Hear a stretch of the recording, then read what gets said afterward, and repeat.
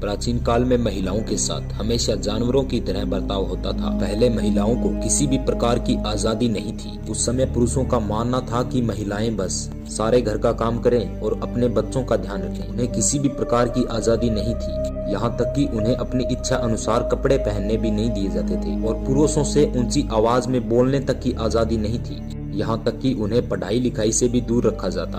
प्राचीन काल में महिलाओं के साथ धर्म के नाम पर कुछ ऐसे अत्याचार किए जाते जिनके बारे में महज सुनकर ही आपके रोंगटे खड़े हो जाएंगे। उस समय ऐसी ऐसी प्रथाएं प्रचलन में थी जो कि प्रथा के नाम पर बस महिलाओं के साथ होने वाले अत्याचार थे। तो आज आप इस वीडियो में ऐसी कुप्रथाओं के बारे में जानोगे जिनके बारे में महज सुनकर ही आप हैरान रह जाएंगे, इसलिए वीडियो में लास्ट तक बने रहें। तो मैं अरविंद, स्वागत है आपका आरजे रहस्य टीवी यूट्यूब चैनल में। सती प्रथा यह एक ऐसी प्रथा थी जिसमें पति की मौत के बाद पत्नी को पति की चिता पर जिंदा जला दिया जाता था और यह काम सभी परिवार वालों की सहमति से हुआ करता था और पत्नी की रजामंदी भी हुआ करती थी। तो कभी कभी ऐसा करने के लिए पति के मर जाने के बाद पत्नी को जबरदस्ती पति की चिता पर लेटाया जाता था। पति की चिता के साथ जलने वाली महिलाओं को सती प्रथा कहा जाता था, जिसका मतलब होता है पवित्र महिला। इस प्रथा को सबसे पहले मुगल शासक हुमायूं ने रोकने की कोशिश की और फिर बाद में हुमायूं के बेटे अकबर ने भी इस प्रथा को रोकने की बहुत कोशिश की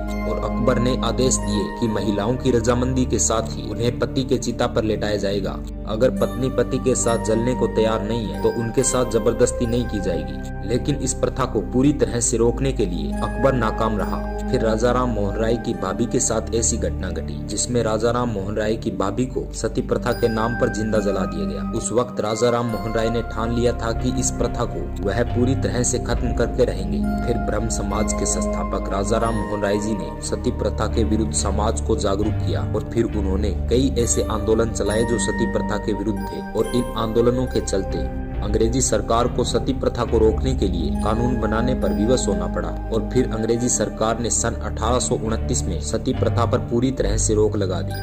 अगली है देवदासी कुप्रथा। यह एक हिंदू समाज की कुप्रथा थी। माना जाता है कि यह प्रथा 6वीं शताब्दी में शुरू हुई थी। इस प्रथा के तहत कुंवारी लड़कियों को धर्म के नाम पर ईश्वर के साथ विवाह कराकर उन्हें मंदिर को दान कर दिया जाता था। इसमें खास बात यह थी कि माता पिता अपनी मर्जी के अनुसार उनका विवाह किसी देवता के साथ कर देते थे। ऐसा तब किया जाता जब उनकी कोई इच्छा पूरी हो जाती। देवताओं से व्याही इन महिलाओं को ही देवदासी कहा जाता है। यह महिलाएं सामाजिक पारिवारिक दबाव के चलते इन कुप्रथाओं का हिस्सा बनने के लिए मजबूर थी। इन महिलाओं का मंदिर में यह काम होता था कि वह देवताओं को खुश करने के लिए मंदिर में नाचती और साथ ही मंदिर की साफ सफाई और देखभाल करती। पहले समाज में इनका उच्च स्थान होता था, फिर इनके हालात बेहद ही बदतर होते गए और फिर इन्हें लोग बस मनोरंजन की एक वस्तु समझने लगे जो कि नाच गाना करती थी। देवदासियां परंपरागत रूप से ब्रह्मचारिणी होती थी।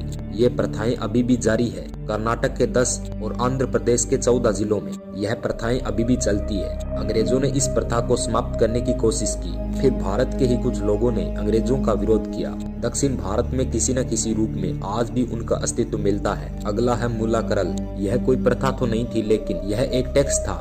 इसमें महिलाओं को अपने स्तन ढकने पर टैक्स देना पड़ता था। यानी किसी महिला ने अगर अपनी कमर से ऊपर कपड़ा पहना तो राजाओं के अधिकारी उनसे पैसे लिया करते थे। यह टैक्स सन 19वीं शताब्दी में लागू किया गया था। इस टैक्स को लागू करने वाला केरल का चेलथरा नाम का एक राजा था। इस राजा ने अपने सैनिकों को आदेश दिया कि कोई भी छोटी जाति की महिला अगर अपने स्तन ढकती है तो उनसे टैक्स ले लेना। उस समय जातिवाद की जड़ें बहुत गहरी हो चुकी थी। इस टैक्स से बचने के लिए छोटी जाति के लोगों को हमेशा अपने स्तनों को बिना कपड़े के ही रखना पड़ता था। अगर कोई भी व्यक्ति कपड़ा पहन लेता तो उसे टैक्स देना पड़ता। त्रावणकोर में नंगेली नाम की एक महिला रहा करती थी। नंगेली की शादी चीरू कुंदन नाम के व्यक्ति से हुई थी। नंगेली का कहना था कि उन्हें भी समाज में इज्जत से जीने का हक होना चाहिए और अपने पति से स्तन ढकने की इजाजत मांगी। चीरू कुंदन ने नंगेली को स्तन ढकने की इजाजत दे दी। फिर धीरे धीरे यह बात जब नंगेली ने स्तन ढके और वह बाहर गई तो राजा के सिपाहियों को पता चला।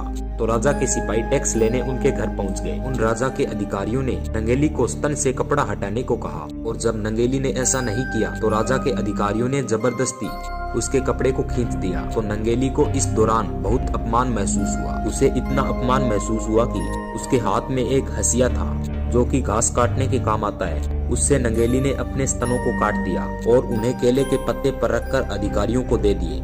फिर ज्यादा खून बहने की वजह से नंगेली की मौत हो गई। जब नंगेली के शव को जलाया जा रहा था तो उसके पति चिरुकुंदन ने भी उसकी चिता में कूदकर अपनी जान दे दी। नंगेली की मौत के बाद त्रावणकोर में एक क्रांति की शुरुआत हुई।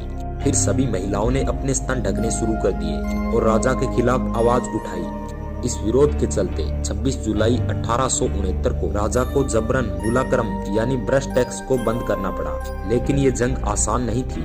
कड़े संघर्ष के बाद लोगों को आजादी से रहने का अधिकार मिला था। ये ब्रश टैक्स वाली पूरी घटना मुलाजी क्राम्पू नाम की एक जगह पर हुई थी, जिसे आज मनोरमा कबाला के नाम से जाना जाता है, जहाँ पर आज भी नंगेली की एक मूर्ति बनी हुई है, जिसे इतिहास की सम्मान की लड़ाई का प्रतीक माना जाता है। तो दोस्तों आज के लिए बस इतना ही। वीडियो अच्छी लगी तो हमारी वीडियो को लाइक और चैनल को सब्सक्राइब जरूर कर लें।